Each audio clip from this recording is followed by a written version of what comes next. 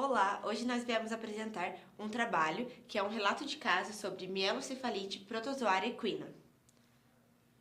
Os integrantes do grupo são esses. E é isso. O que é a mieloencefalite protozoária equina?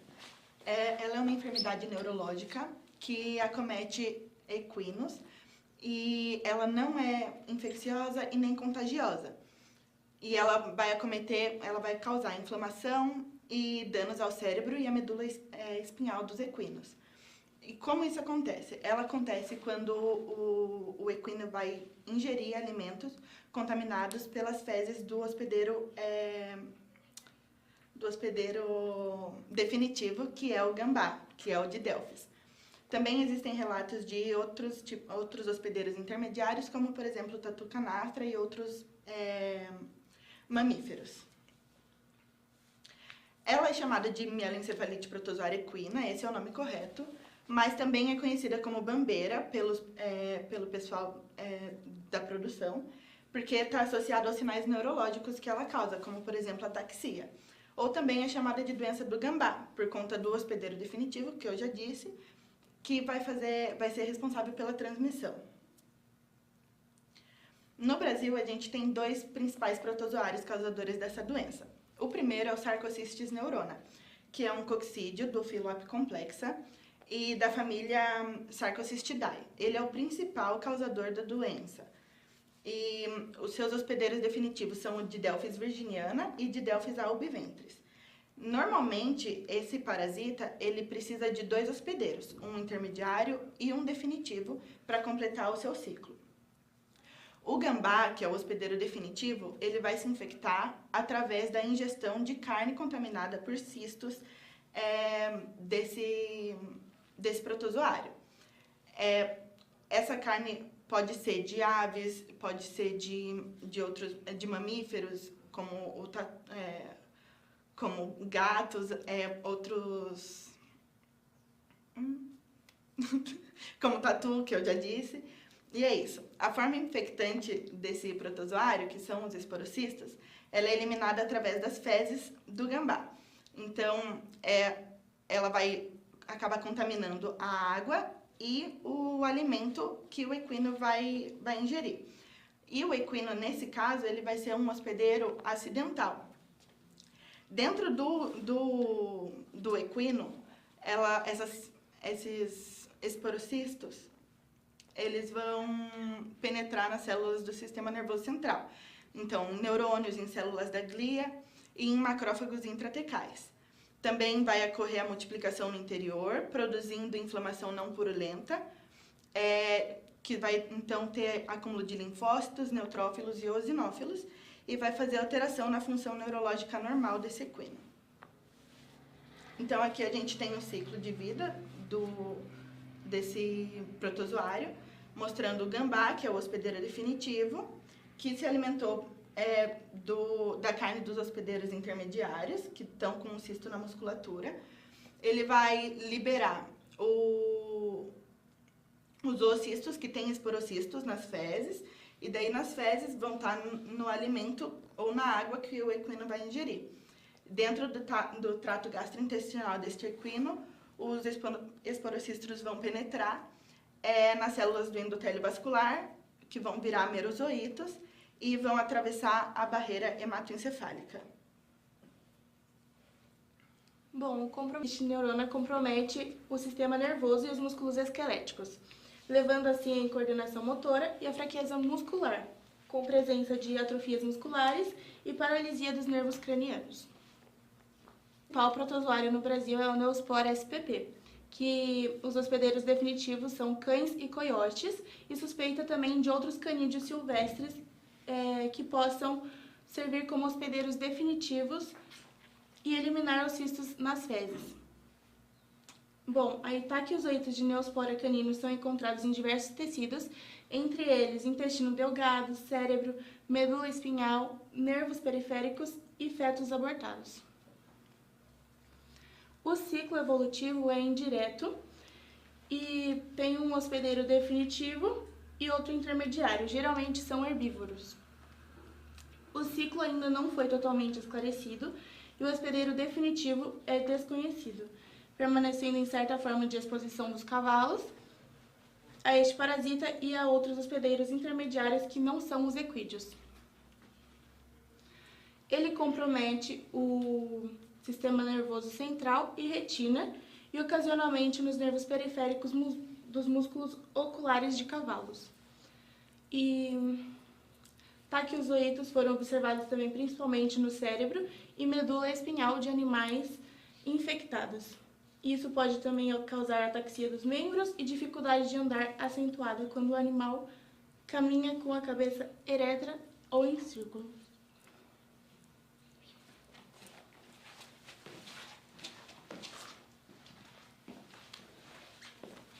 Agora eu vou falar um pouco sobre a epidemiologia. Ela é endêmica nas Américas. Os primeiros casos foram nos Estados Unidos e o primeiro caso no Brasil foi no Sul. A distribuição geográfica dessa doença coincide com a distribuição geográfica do gambá, já que o cavalo contrai essa doença por meio de ingestão de água e alimentos contaminados com esporocistos liberados nas fezes e na urina desses animais. Aqui, o nosso caso clínico. Era um equino, macho, 3 anos, manga larga, castanho, reside no sítio em Votorantim, aqui em São Paulo. O animal era de passeio, ele tem contactantes e tem contato com outros animais silvestres. Aqui, esse foi o relato que a gente teve da proprietária. Ele começou com alguns sintomas de que quando a gente andava com ele começou a ficar desidratado. Vimos que ele não estava bem. Veio o veterinário e fez o soro e teve uma melhora. Fomos em uma cavalgada com ele e ele passou mal. Veio embora da cavalgada de caminhão e o veterinário fez caixas de soro nele e não melhorou, só foi piorando. Percebíamos que no andar ele capengava para um lado com a cadeira. Foi feito só exame clínico, ficava muito caro para fazer os outros exames. E daí os sinais clínicos que esse animal apresentou foi ataxia, uma desidratação severa, mudança de comportamento, ele era muito dócil, ele começou a ficar irritado, diminuição dos reflexos, ele teve uma depressão e piorou os esforços físicos dele. O animal desse caso, ele teve muita sorte, porque ele foi diagnosticado e tratado no início, mas nem sempre é assim. O EPM pode causar vários outros sintomas, vários outros sinais clínicos, que variam de acordo com a região que o protozoário se aloja, da gravidade das lesões, da resposta inflamatória, mas o mais comum é a ataxia de membros, por isso na bandeira. Fraqueza, tropeços, andar arrastado, espasmos, febre, depressão, hemorragia, atrofias, cegueira, diminuição dos reflexos, falta de equilíbrio e inflamação do sistema nervoso central são exemplos de outros sinais clínicos. Pode também acometer os nervos cranianos, paralisando o nervo facial, causando ataxia vestibular, desvio da cabeça e atrofia do masseter, paralisia ou atrofia lingual, perda da sensibilidade da córnea e narinas, disfagia e muito balanço da cabeça. Acomete o neurônio motor inferior, então atrofia os músculos quadríceps e glúteo. Causa paralisia de membros e decúbito. Acomete a medula sacral, paresia de cauda, incontinência urinária e anal. O animal não consegue segurar urina e fezes.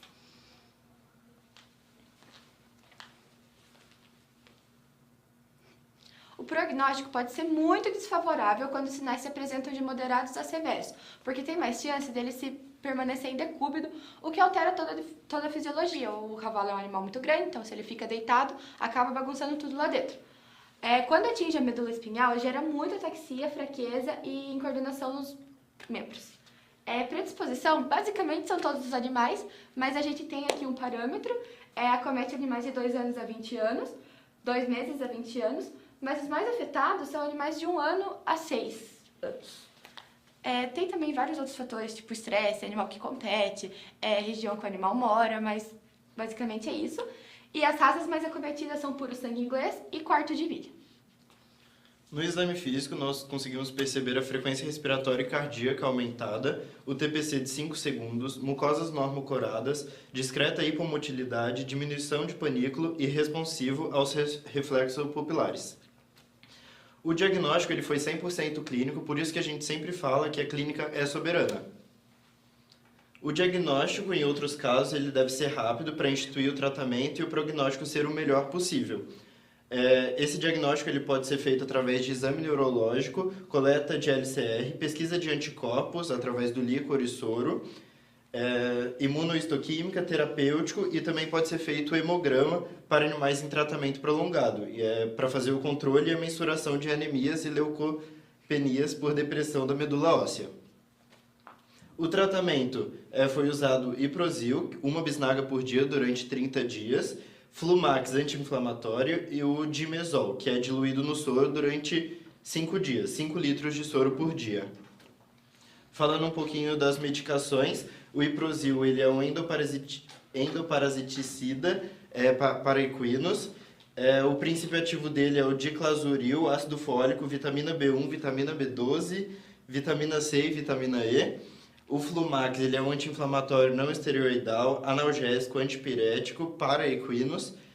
O princípio ativo é o Flunixin, meglumine, 8,3 gramas. E o Dimesol, que é um anti-inflamatório não esteroidal para bovinos e equinos. O princípio ativo dele é o dimetilsulfóxido.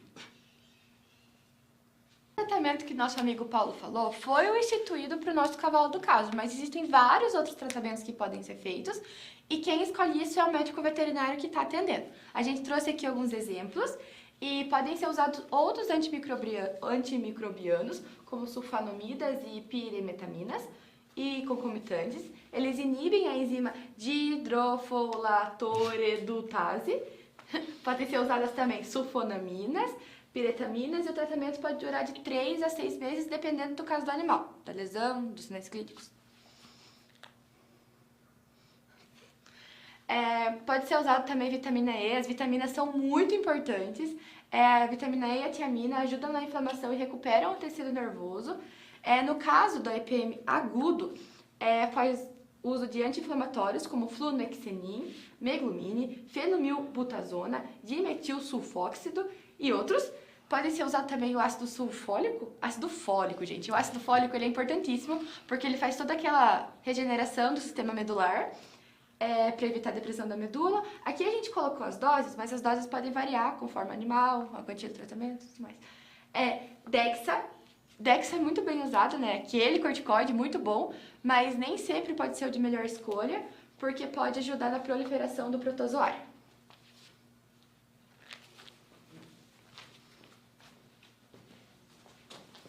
A gente também pode fazer uso de tratamentos alternativos, como acupuntura e homeopatias. E é muito importante, durante o tratamento desse cavalo na EPM, que o cavalo ele fique numa baia ampla, limpa, arejada e com bastante cama para, se caso houver algum decúbito, ele não ter muitas escaras e não machucar muito esse cavalo. A gente também tem a possibilidade da vacina, só que a vacina ela ainda não é liberada no Brasil em si, mas ela é feita com o protozoário. O controle. Como que a gente vai fazer o controle dessa doença? A base do controle vai ser focada no hospedeiro definitivo, que assim é o gambá. Então tem que ter muito cuidado com os quartinhos de ração, quartinho de medicamento, com os coxos de água, com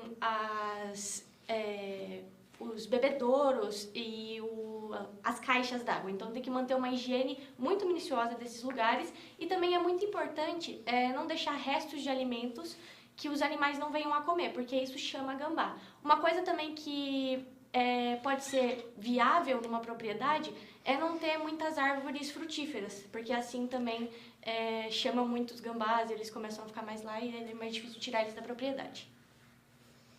Bom, hoje em dia, o cavalo do caso, ele tem 6 anos e ele conseguiu se recuperar da doença, graças a Deus. Ele vive bem em seu sítio e o diagnóstico precoce e o tratamento precoce foi fundamental para ele conseguir ter tido essa melhora. Então ele não teve sequelas e não apresentou mais nenhuma afecção e segue firme e forte. Aqui tem um videozinho dele.